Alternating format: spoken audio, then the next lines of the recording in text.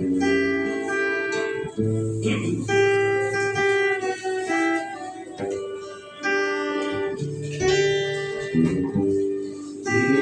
ko maguhino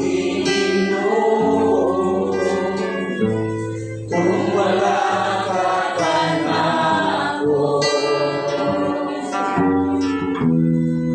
Magkaduli ang kinabuhi ko kung malayo ako kanimo. Ang imong pulong mao'y akong kadason. Alam ka na kulang ka sa tanan, ikaw ang akong kalabawan.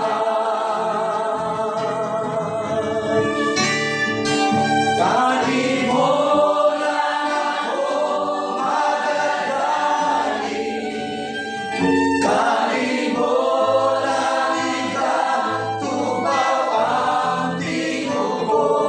Ang presensya mo ang kalipay ko, kanimo lang ako magasambi. Amahan ko,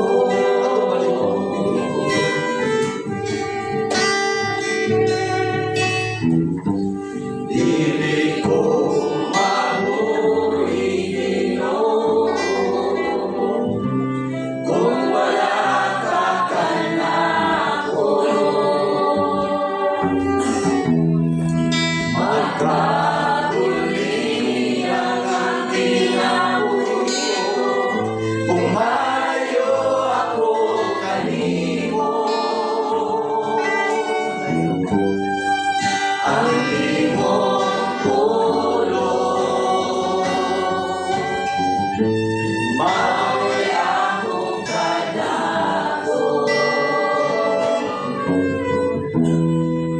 Alam ka na kulang ka sa tanan, ikaw ang akong kalabawan.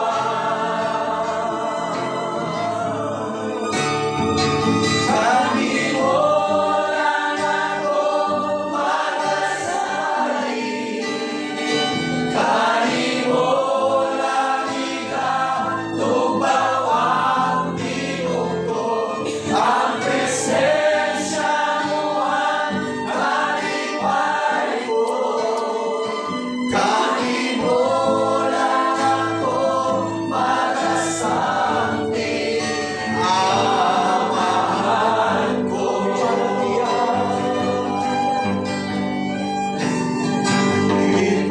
ipanagdiyan mo na ang kinabuhi ko sa wala pa akong matao.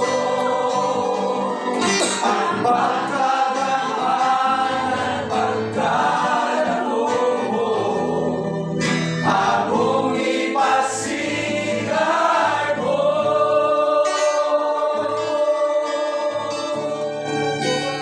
Kanimo lang ako magasali, kanimo lang ikatubaw ang tingog ko.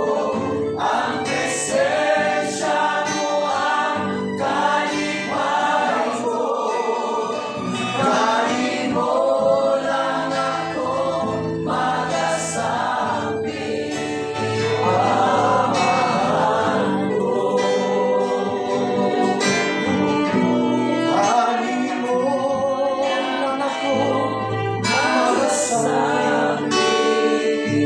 Amahan ko.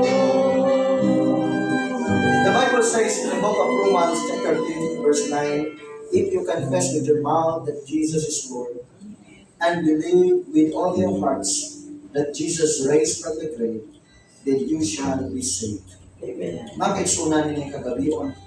pwede ba nga confess na to, isugin na to sa atong mga dila na si Jesus siya ang atong Ginoo. Na maghimo ta og usa ka cabinet prayer, imo ning personal na pagampo. Mao ning atong gitawag sinner's prayer. Siguro nakabuhat na kani for several time, but pwede natong pagabuhaton ning takna ato. Sa matag adlaw do natin kapakyasan, busa usab matag adlaw kita mokumit sa atong kinabuhi. Mangayo ta sa grasya sa Ginoo sa pagpasaylo, pagpapas, paghindot kanata. Ano ni kagabion kubot ka muban kanako meaning nga simpleng pagampo. Muban kanako yas pagtuo.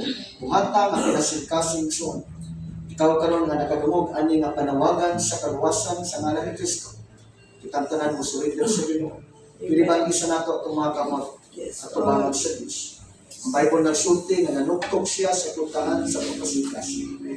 Si Bisantinsa nga mga prenini, musulod siya o makigsano kanya. Revelation 3 verse 20. Ngayon kagabion, nanuktok si Jesus sa mga kasingkas.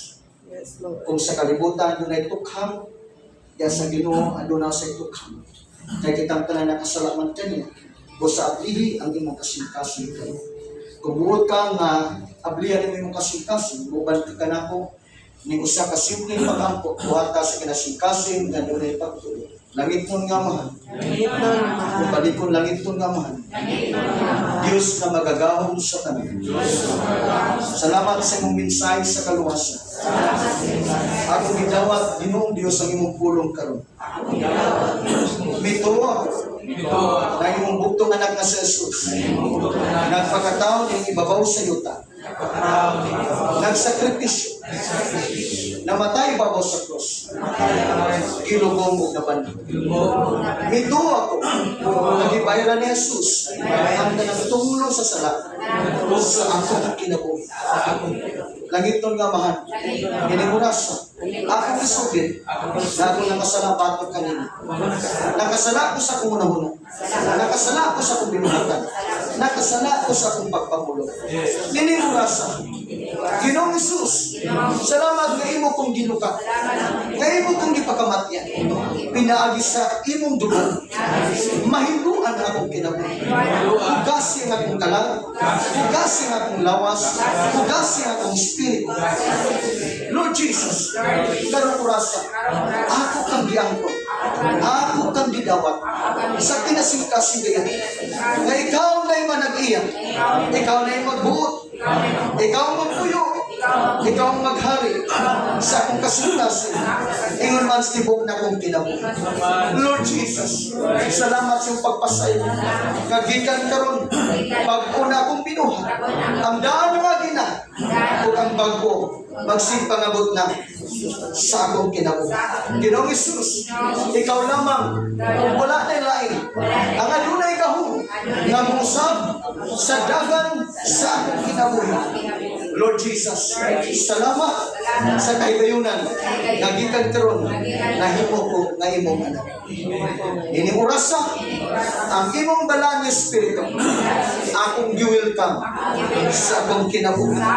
Na magsangkap ka nako sa tanang kahong, kaalam o kahibalo.